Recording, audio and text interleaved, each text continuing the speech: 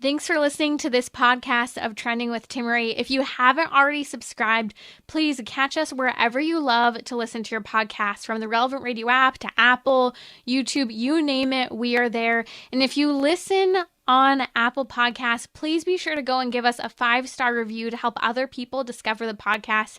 Anything you share in terms of episodes, whether it's texting it to a friend, posting on social media, helps to build up the kingdom for God, to help confront the challenging issues we face as a culture, but with joy, with hope, and with an eternal perspective where our faith collides with everyday life, bringing eternal principles to help us live our life joyfully.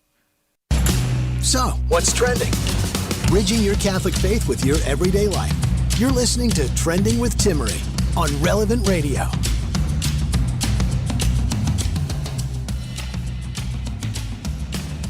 Welcome to our weekly happy hour, today on Trending every Monday.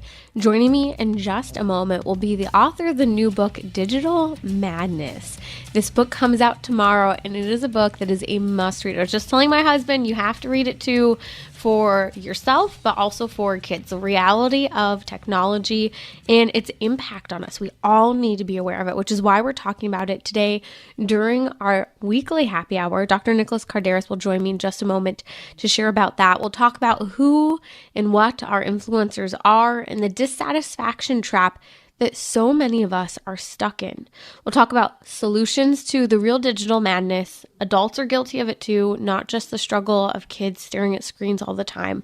We'll talk about the philosopher warrior and how to battle against technology addiction and use that is impacting the bottom line. I'm also going to unpack a new study claiming that young people in the United Kingdom are more likely to pray than the older generations. Thought that was interesting. Maybe you have a thought on that. Maybe there's a difference between the United States and the UK on this topic. We'll also talk about today's feast day, the most holy name of Mary, and the significance for us using her name, and even why we honor Our Lady's name. And I'll dive into some of my top 5 tips for eating healthy to keep us healthy and happy and active. You're listening to Trending with Timmerie during our weekly happy hour. Joining me now is Dr. Nicholas Kardaras. He's the author of, I mentioned earlier, the new book coming out tomorrow, Digital Madness, How Social Media is Driving Our Mental Health Crisis, and how to restore our sanity. I have been reading this book. It is phenomenal. I had an advanced copy. You must read it again. I said to my husband just a few minutes ago, you have to read this book. Dr. Kardaras is the country's foremost technology addiction expert. He's a regular guest here on Trending. He's an Ivy League educated psychologist. He's taught neuropsychology at the doctoral level. He's an author of a favorite book of mine from 2016 known as Glow Kids, How Screen Addiction is Hijacking Our Kids and How to Break the Trends. Post link on social media, and he's also working on the Boot Experience, CEO of Omega Recovery, effectively treating young people struggling with substance addiction, mental health, and or tech addiction use. This isn't just for your kids. This is for us adults as well. Dr. Kardaras, welcome back to Trending. Well, thank you for having me on again. It's really a pleasure to be here again, Timmerie. I am thrilled about your book because although it's a difficult topic, and it's interesting because I've read some of the reviews, advanced reviews, the book comes out tomorrow, and many people are talking about this almost as if it's a book to address the problems with kids, but in no way does your book just focus or even predominantly focus on children. You're talking about the real dissatisfaction that all of humanity is facing today in the world of technology, artificial intelligence, the future of the metaverse, social media. Talk to me a little bit about what you've seen in practice, perhaps some client examples, and let's talk about this binary trap we face. Yeah, it's definitely a societal book. It's not a book just for kids. It's a book that really looks at what's happened to us as a species, and it's really essentially one step forward for technology and 2 steps backwards for humanity, and really looking at that inverse relationship of how we seem to be getting really harmed, both spiritually, socially, neurophysiologically, developmentally, the more our technology marches ever forward. And, you know, when I wrote Glow Kids, the thesis then, the wake-up moment that I was trying to have for people who were essentially, most of us as adults who were asleep at the switch, understanding that, hey, our little fantastic little gizmos are really impacting our kids. and they're habit forming and they're habituating, and there's a thing called tech addiction. And so that was the battle 6 years ago. And now the battle is what seems to be a 3-step playbook from big tech. It seems to be, one, get us addicted, because addiction leads to monetization and little consumers, cradle to grave consumers. But we're seeing that we're not just addicted. We're seeing that addiction is leading to a whole host of other shifts in our society. I equate it almost like a boxer in the boxing ring, where you start off, and you're probably not a boxing fan. I don't know. I'm speculating, but you start with body blows. You weaken up a person with body blows, and then you go in for the knockout punch. And the habituation was the body blows. It really kind of, the language that I use in the new book is it compromised or it weakened our psychological immune system. Mm-hmm. And then once we're weakened, then we're really vulnerable to a whole host of other types of issues. There's an emptiness. There's a psychological impairment that's happened that now makes us vulnerable to behavior modification and temptations and psychiatric disorders. And as a society is tearing us apart. And that may or may not have been the agenda to begin with, but it's certainly maybe the unintended consequence, maybe the intended consequence. And so that's the narrative of the new book, looking at the various ways that the Frankenstein monster of big tech, which I call social media, has broken free from its restraints and is now really doing some harm to our society and the individuals within our society. We'll hear a lot of people talk about digital detoxes, or trying to have a better philosophy with your phone. I know ever since college, I've tried to lock my phone away or do various things, because I recognize the change it affected in me, both the screen itself as well as social media. And it seems as if we go through waves in life, Dr. Kardaras, where we try to be really good, but then we're sucked back in. I was just talking to a licensed marriage and family therapist last week, and I said, all of us are struggling, even those who are aware of the necessity to decrease technology use and social media use. What do you do in order to stay strong and not have your day-to-day life or relationships impacted? So I want to talk about solutions with you later of how to combat this tech giant. That this is what they're here. It's not going anywhere. But before we go there, let's talk a little bit about some of your case studies. I know you have a story about a young woman named Susie who you've worked with, and kind of explain this trap of dissatisfaction that everyone is finding themselves in today. Yeah, and we'll definitely get to some of the solutions later. How to build your shield, your shield of armor to protect yourself against some of these toxic influences, because I really do view this as a invasive virus, that's really infecting all of us to varying degrees. And the case with Susie that you mentioned, she was emblematic of a large number of the percentage of our clients in our treatment program in Austin. We treat young adults 17 to 30 years old. And so, we're seeing a lot of them that are coming in with psychiatric disorders. But let me back up a moment. Before a young person gets to the stage where they have to come to a residential psychiatric program, I think most of our young people are getting impacted by our influencers, right? We're a social species, and social media should have been like chocolate for peanut butter in the equation. It should have been something that people thought was going to enhance our connectivity and make us feel more socially connected. But in fact, what it's done a couple of things that are really toxic. It's really increased the impact of quote unquote influencers. And we've always had influencers in our society, the athletes, the movie stars, the authors, the people that we always looked up to, always had some effect of where we wanted to emulate our icons. But that effect has now been put on steroids, because now with social media and influencers, it's not like when I was growing up and, Be Like Mike was an ad campaign for Michael Jordan where you wanted to play basketball like Mike. Now you want to be like Kylie Jenner or some of the most vapid and value deprived influencers. And so And you see every little moment of their life now. You don't see every moment, but you feel like you do because they're posting their Instagram live stories. They're posting, all of these things that you're seeing a lot more than you did of, say, Michael Jordan back in the day. Well, that's exactly right. Right. Michael Jordan, I might see a Bulls game, once a week or something for a couple of hours. It wasn't 24/7 permeating my day-to-day existence. And so you're exactly right. It's so much more invasive and frequent. And let's face it, these are artificially curated synthetic lives. These aren't real people. These are, photo brushed and, fake Learjets and, so many of these influencers who live to create Instagram moments that are not real.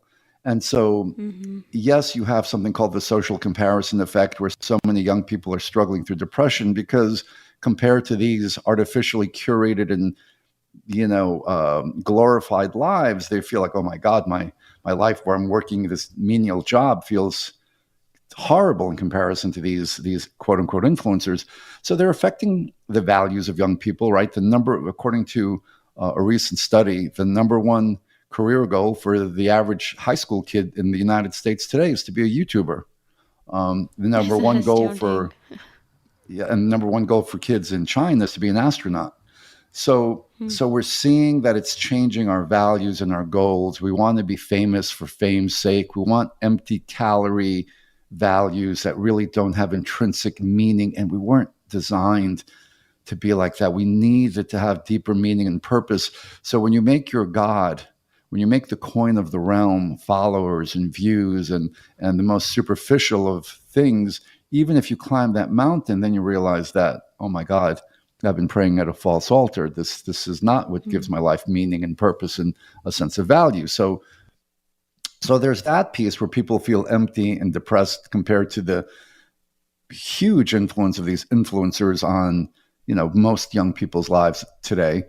And then you have the psychiatric social contagion effect where you have, as I was saying before, the coin of the realm, what's popular on, who gets the most views and the most followers is the most over-the-top behavior. So the most performative people, the people with the most outrageous behavior, oftentimes are these psychiatrically challenged folks who may or may not have a psychiatric disorder. I question whether some of these psychiatric influencers have the actual disorder or whether they're just performing. So you have huge communities right now of dissociative identity disorder, which used to be multiple personality disorder, young folks claiming to have over 100 identities, with hundreds of thousands of followers who are beginning to also show signs of dissociative identity disorder. You have TikTok Tourette's, where you have a handful of Tourette's influencers with over 2 billion views, where now the teenage girls who follow them are beginning to show signs of Tourette's disorder. You have borderline personality disorder influencers whose, again, same thing is happening. Their followers are showing signs. So Susie was... So most of the society is getting impacted. Our values are getting lowered. It's the debasing of the culture. It's the coarsening of the culture, as we used to say. But now you have folks like Susie who are coming into psychiatric treatment programs like mine, who are showing signs of psychiatric disorders. And in my treatment program, you don't have any technology for 8 weeks. So there's no social media, there's no smartphones, there's none of that. There's just treatment. And for a large percentage of these folks who are coming in with already diagnosed personality disorders like borderline personality disorder, like Susie had, they didn't actually really have the disorder. In Susie's case, she was a 22-year-old young woman who had recently completed community college, and she'd gone through a depression phase because all of her friends went away to university. And she felt alone and she got a little depressed, and she started, researching things online to navigate her depression. And she fell into a borderline personality chat room. And then from there, she started watching borderline, BPD videos and influencers. And then she started learning how to cut herself. And she started really admiring some of these BPD influencers because they were pretty dramatic and over the top and histrionic as those with that disorder tend to be. And so that's what social media Right, and that's what social media was presenting. That's how the algorithms work. Once you show an interest in something, you yeah. receive quite a bit of that particular content. And so Once TikTok, Susie, Facebook, right, yeah, I mean, right. they're so culpable for this, and they know it.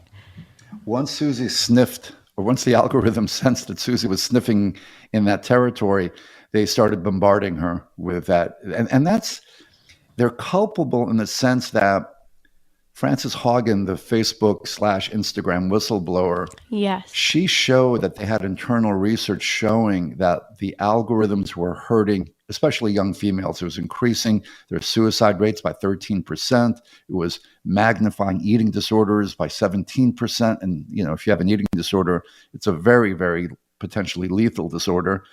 They knew that. There were internal emails saying maybe we should be a little bit more careful with this algorithm and not have it be like a heat-seeking missile seeking out young female teenage vulnerabilities.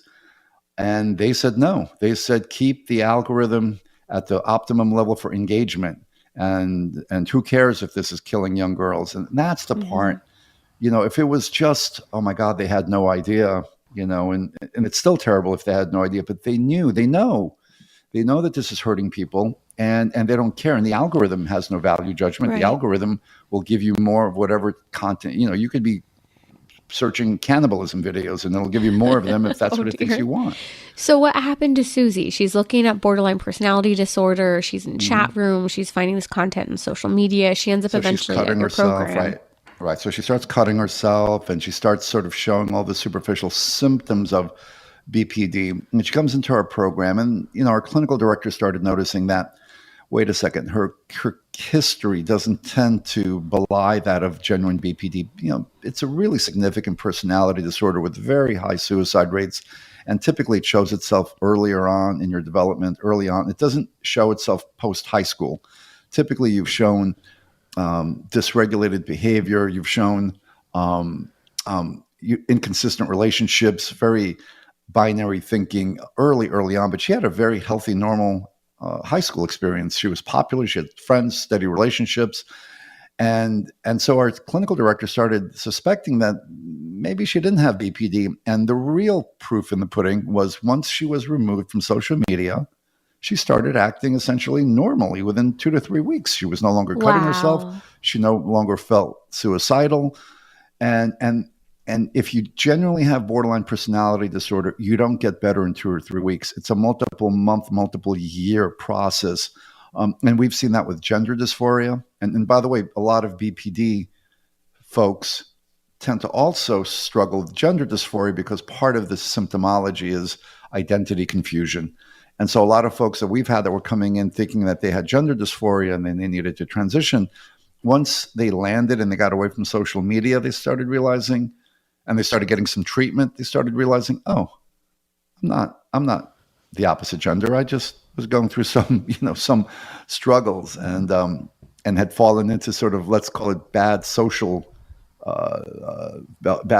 groupings. It's if you run with wolves, you're going to become a wolf. And if you start hanging out in digital chat rooms of gender dysphoria or BPD or dissociative disorder, that's what you're going to start manifesting.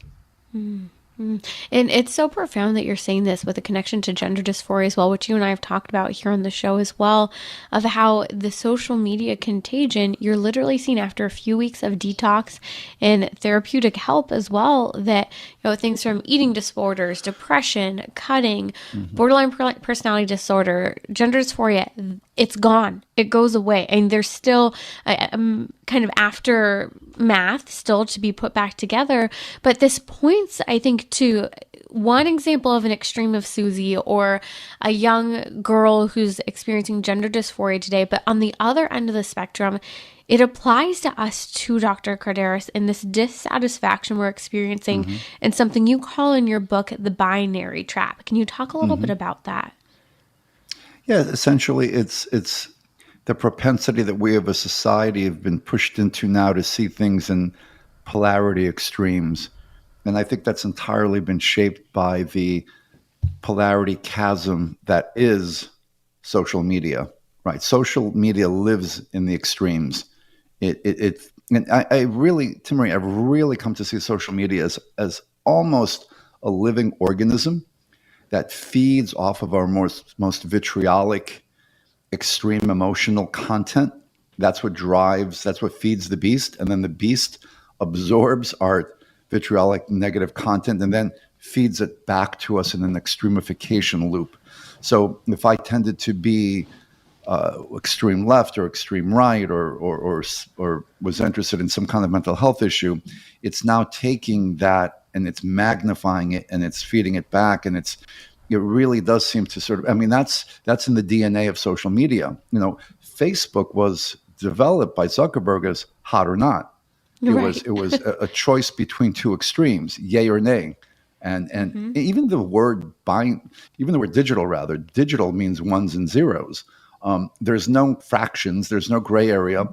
And so if you are raised in this binary soup that social media is, if you're a kid that's been raised in social media, my hypothesis is, are you even able to see nuance and the gray in between? Is your brain now restructured in a way that you could only process information in polarity, in binary terms? And that's pathological, because in psychology, we call it dichotomous thinking. Being able to see the gradations of an argument is healthy. To be highly reactive and only to see things in black and white, love and hate, up and down, without the gradations in between, is not healthy. And that's what look at our society right now. Yeah. And it's interesting. We can't have healthy conversations. Right. And it's interesting because I think people automatically get this. Yes, you see the political polarization or the religious polarization today. However, in your book, the first example you give is of a person who's, saying, kind of pushing everyone away. I don't need anyone. I don't want anyone. Hold on. I love everyone and I need everyone. I want them right now. And it reminded me of the drama I have seen of so many young people, boys and girls, adult men, adult women, like this crisis of divorce and relationships today, the crisis of a teenage girl today who, doesn't want anything to do with anyone, hates the world, doesn't want any friendships, but no, please, I'm begging you, love me, love me, love me. This emotional roller coaster that this binary trap. I hate you, don't leave me. Yes. Exactly. Yeah. And I think that this is something we are all experiencing on maybe a grandiose or a minute level as individuals, but we're not realizing how we're being impacted as well by technology. It's not just these extreme examples. And this brings to mind as well, Dr. Kardaras, how there's more coming our way and we need to prepare ourselves. I look at, for example, artificial intelligence and the metaverse, which you and I have spoken about, you write about in this book that I highly recommend everyone pick up. Could you briefly speak to how we have to face this artificial intelligence and metaverse that's coming at us now? We're already basically living in a metaverse in some ways already, but my mom asked about a year ago, I remember I was sitting there with some of my cousins and she asked, she said, what do you think the end game of artificial intelligence is? And she kept asking that. And, we were throwing around, on one side, it would become a god. On the other side, just wanting to avoid pain of either social discomfort or even the pain of death, the fear of death. And you talk about much of the discussion around the end game of artificial intelligence, and that this is exactly part of what's going on. It's this desire for the God complex and immortality. Can you speak to that briefly? Yeah, we've known for a long time that any kind of an addiction is a form of societal control. If you can get a populace addicted to drugs, alcohol, a delusion, anything, they're much more malleable, much more sheep-like, able to control. And, we knew this in the time of American slavery. Slave owners used to give every male slave a bottle of moonshine every Saturday because the idea was a drunk slave was not going to be able to revolt, educate themselves, and leave the plantation, as it were. So now we're seeing in this digital virtual reality illusion, The Matrix. Let's call it The Matrix, because I think that's a brilliant movie that is not too far from the truth. If we're all living in the Matrix, we're much more easily controlled and monetized, right? I think the end game theoretically for big tech is how can they keep the masses happily complacent, playing Candy Crush and distracted with social media nonsense, while we're not really seeing the big picture of how we're being. Well, first of all, they're data mining us and they're monetizing us because let's call it the five people that are running the planet right now, the 5 oligarchs of big tech. They need resources. They need resources to get to their end game, which I do write about in my book. I do think, because they've written about it themselves, is their own immortality. It's the singularity, as their high priest Ray Kurzweil talks about. Ray Kurzweil is a high-level Google executive who wrote the book The Singularity, and who is an inspirational. He's the spiritual guru for Bill Gates, Sergey Brin, and Larry Page. They follow him, and so Ray Kurzweil has talked about this end game of humanity. It's transhumanism. It's humans evolving past our biological, spiritual constraints, and essentially merging into this sort of virtual cloud and becoming godlike. And by the way, this is literally the quote, one of the quotes from his book. When I'm sorry, it's not from his book. It's from an interview. They ask Ray Kurzweil if God exists, and he said, "Does God exist?" I would say not yet, because he was talking about once this is the quote: "Once non-biological intelligence gets a foothold in the human brain, the machine intelligence in our brains will grow exponentially." And he's essentially saying we will become God. Right. God doesn't exist yet, but and so it sounds insane, sort of, when you hear it, but he is. Not only as I said, the inspirational leader for the people that are controlling our lives, but they've invested in biological life extension. There's a company, Carolco, that they've put over $25 billion in, that is trying to find ways to extend life so we can get to be about 150, 200 years old, because they need an intermediary step, because we're not ready for the singularity yet. It might be 20 or 30 years away. And so they want to make sure that they stay alive long enough, but they also want us to stay happily distracted on the digital plantation, wasting our lives away while they get richer and more powerful. It's a Tower of Babel all over again. It is literally a Tower of Babel all over again. This is a spiritual crisis at the end of the day. I really do think we're against of what do we believe about the afterlife, about life now, and why I think as people of faith, we need to take a position on this to not be consumed by the digital madness. That's the author of the new book, Digital Madness, available tomorrow. We'll come back talking about philosophical ways to protect ourselves from the digital madness. So, what's trending? Bridging your Catholic faith with your everyday life. You're listening to Trending with Timmerie on Relevant Radio and the Relevant Radio app. Welcome back to our weekly happy hour here on Trending. Joining me now is Dr. Nicholas Kardaras. He's a regular guest here on Trending, and he is releasing tomorrow. You can pick up your copy. I'm reading it. It's fantastic. Digital Madness is the book, how social media is driving our mental health crisis and how to restore it. If you don't know Dr. Nicholas Kardaras, he's the country's foremost technology addiction expert, Ivy League educated psychologist. He's taught neuropsychology at the doctoral level. And parents, listen up. This book you need to read. Glow Kids. He wrote the book back in 2016, completely relevant today, how screen addiction is hijacking our kids and how to break the trance. We posted links on social media. Just follow me at Timmerie, Timmerie, to grab that, or in the podcast notes for today's show, which, by the way, share this episode with someone you know who's just experiencing that dissatisfaction life. Take back our happiness. Work on screens. Tomorrow we're going to talk about philosophy when it comes to technology, social media, and if we have a rule book or a mission statement for how we use that in our lives, especially technology. But now Dr. Kardaras is with me. We're talking about real solutions. In his book, Digital Madness, he talks about the philosopher warrior as what will make it so that you are able to endure against the challenges that technology have in our lives, and how to become resilient and have what he calls grit in the face of technology that is meant for us to consume it and be users of it and to not stop. Dr. Kardaras, let's talk about the philosopher warrior you discuss in your book to help us take back our lives and prevent just the crisis of the metaverse and AI in the not too soon future. Yeah, because I think so many times parents or people will ask about, let me have some tips for my child for social media. And, of course we can say, the best thing you could do is delay, delay, delay. The later your child sort of gets on to the world of the insane social media portal, the better, because the further along they'll be in their development.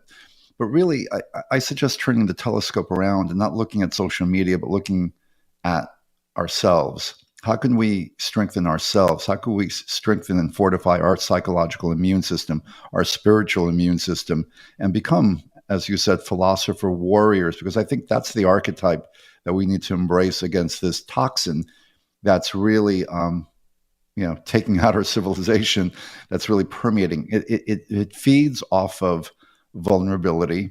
It feeds off of not critically thinking people. It feeds off of people who don't have a clear sense of identity or purpose. So if you're the empty, drifting, not sure who you are,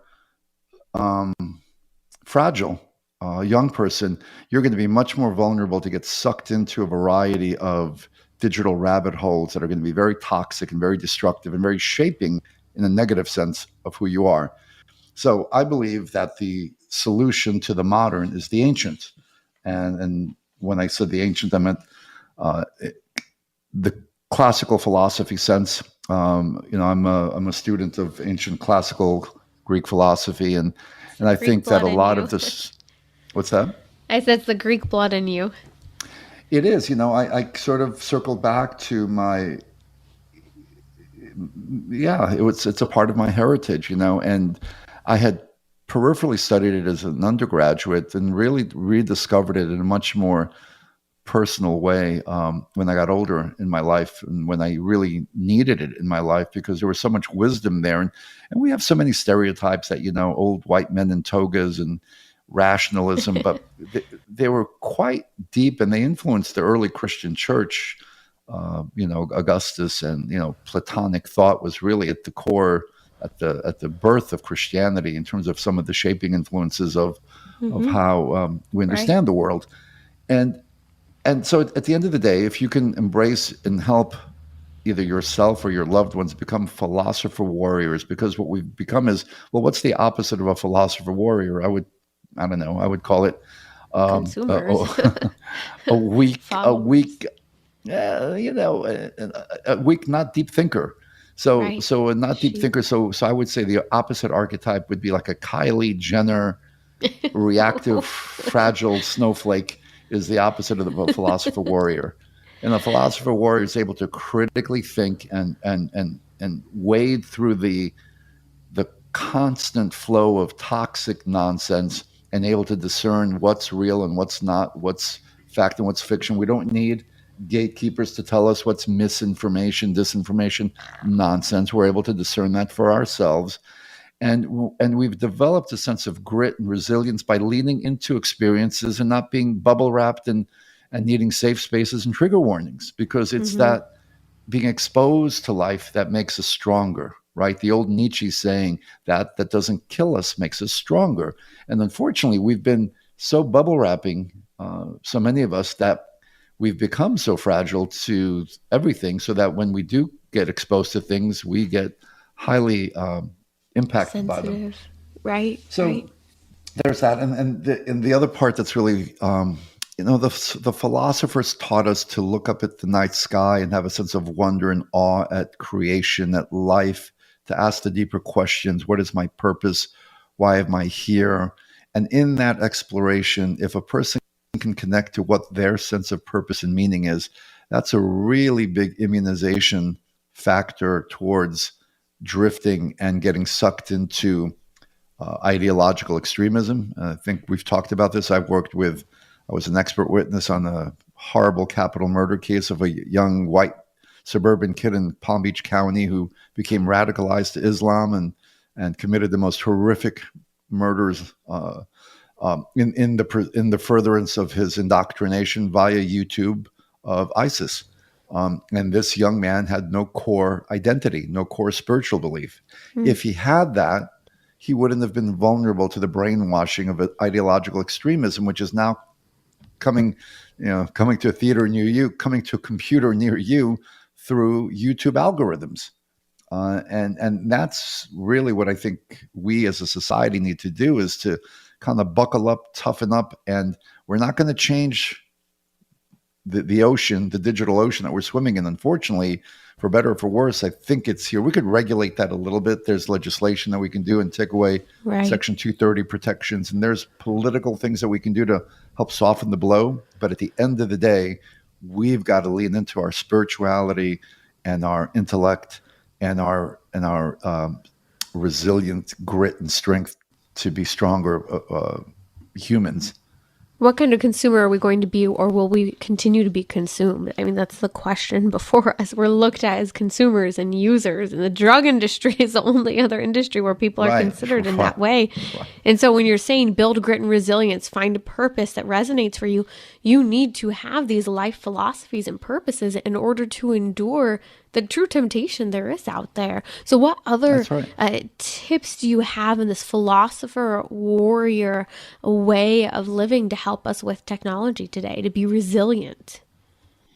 Well, if you study Marcus Aurelius, or if you study Plato, if you study some of the ancient minds, even in bibliotherapy, even reading 5 to 6 pages a day of some of the ancient wisdom masters, there's a transcendent truth in some of those writings that elevates a person, right? Because there's this idea that Plato had his sense of the ideal realm where the transcendent ideas lived. Even Pythagoras believed that there was transcendent numbers that were eternal, and this was Pythagoras believed that if you understood mathematics, you could see the face of God, because it was sort of the inner workings of the universe. The more you lean into those kinds of explorations, the more you raise and elevate your consciousness, rather than watching inane YouTube videos of knuckleheads dropping watermelons off of a bridge, which debases all of us, right? And Right. I'm not saying that we always have to be reading Plato and we can't watch a Three Stooges episode. Of course we all need some comedic slapstick relief, but we need to lean in a little bit more towards those things that nurture us. You know that Saint Ignatius believed that if we studied the lives of the saints, we elevated our spiritual condition by there was an elevating effect almost by osmosis, by reading about some of these great figures. And I think that's the antidote, quite honestly, at the end of the day. If you have a young person that's versed in ethics and civics and classical thought, and then also then physically conditions themselves, right?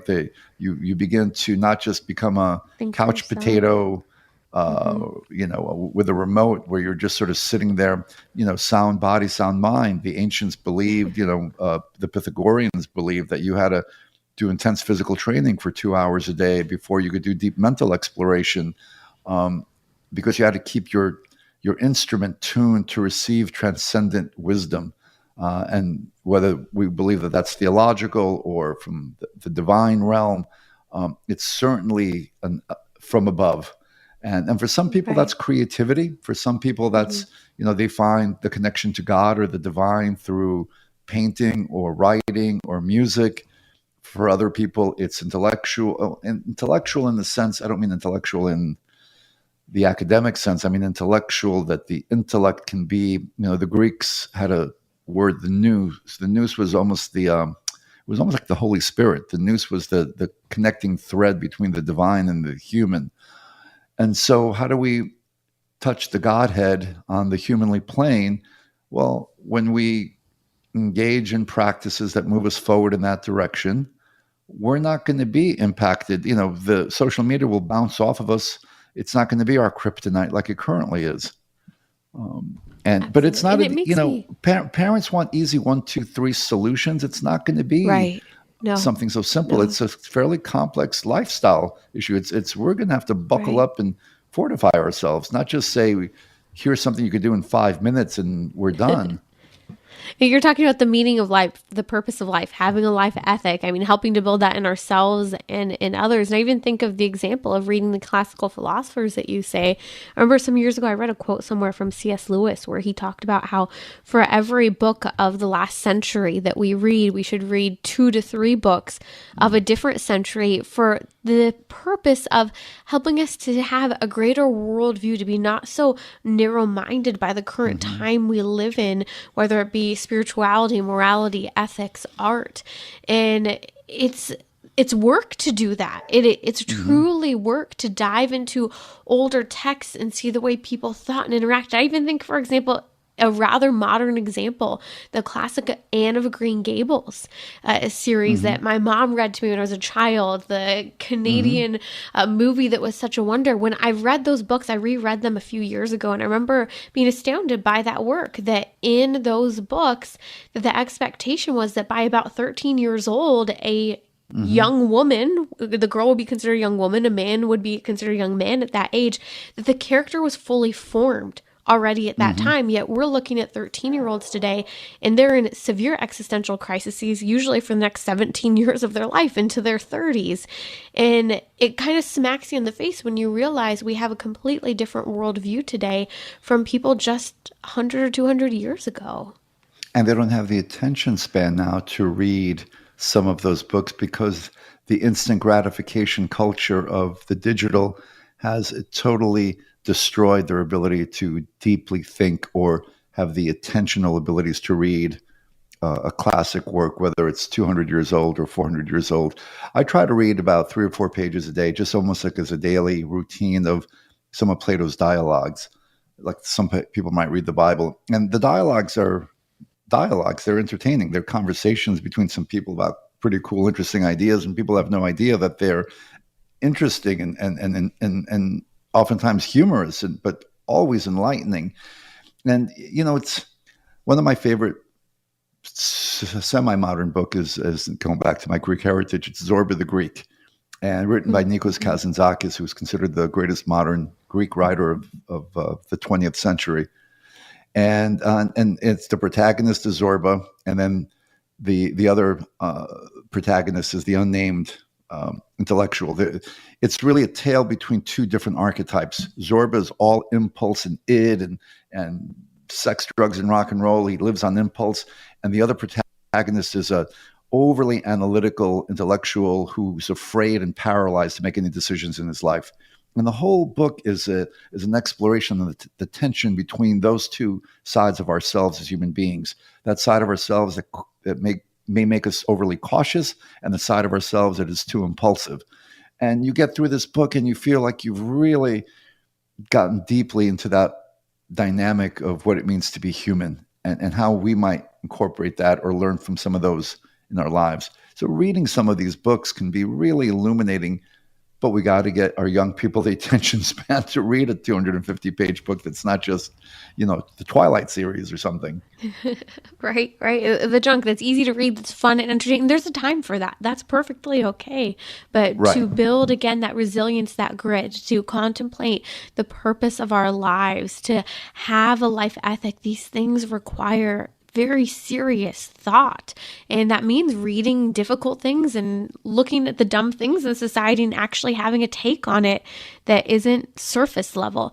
Dr. Kardaras, your book is phenomenal. I'll briefly just mention, and you need to read the book. I told my husband he has to read it. He can't just listen to the interview with Dr. Kardaras. He has to read the book, Digital Madness. The other 2 things you mentioned in building this philosopher warrior to combat the digital crisis that we're facing is to help others step out of this narcissism of self that we are living in and truly be generous. And also you mentioned be creative and allow yourselves to be bored. I think that's the best thing that parents can do for their kids, but also we for ourselves. So please go check out the new book available tomorrow by Dr. Nicholas Kardaras, Digital Madness, How Social Media is Driving Our Mental Health Crisis and How to Restore Our Sanity. This is for us, for our children. Read the book. It is an absolute must read of the 21st century. We'll post a link on social media. I'll be right back here during our weekly happy hour.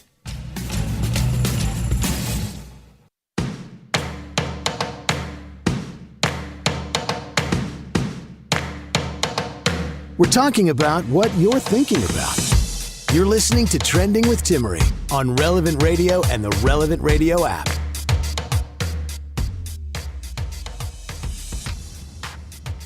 Welcome back to our weekly happy hour here on Trending. So much to talk about. I know there are a couple studies that I wanted to get to. Fascinating study about young people in the UK and how they're more likely to pray than older generations. I'll have something to say about that. We'll talk about it later in the week because I think what takes precedence even over healthy eating habits is the feast day today of the most holy name of Mary.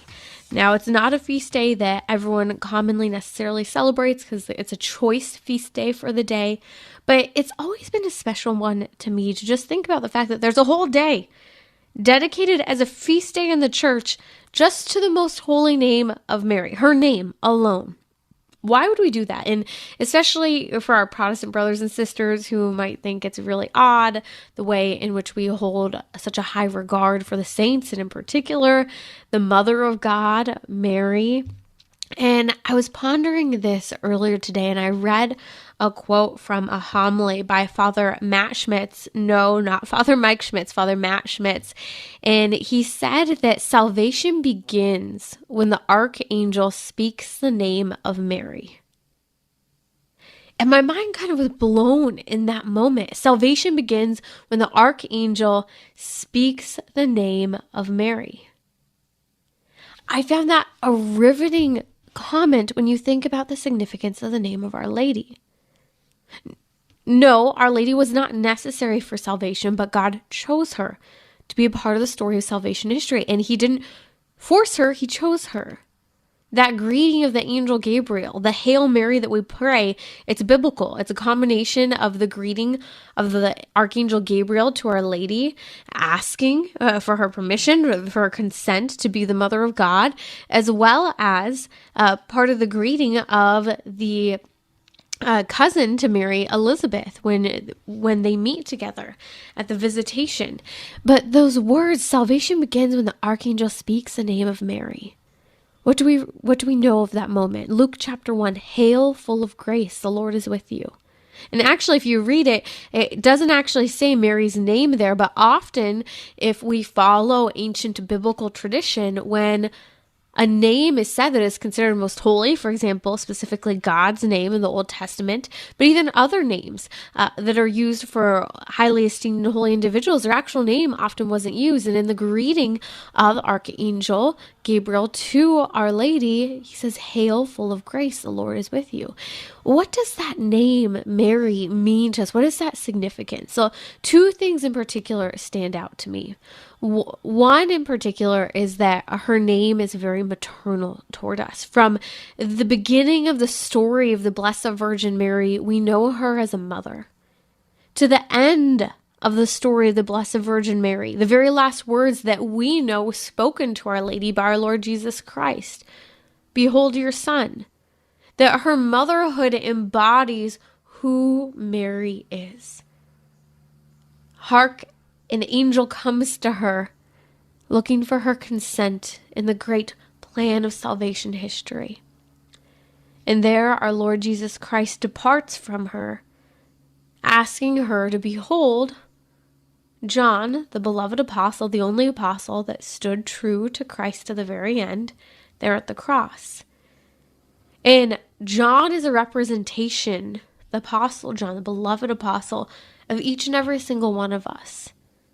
He's a representation of the whole church, but you, everyone we know, that she will bring us into her fold, into her maternal care. And so when I think about this feast day of the holy name of Mary, the significance of Mary is so profound because we're talking about our mother.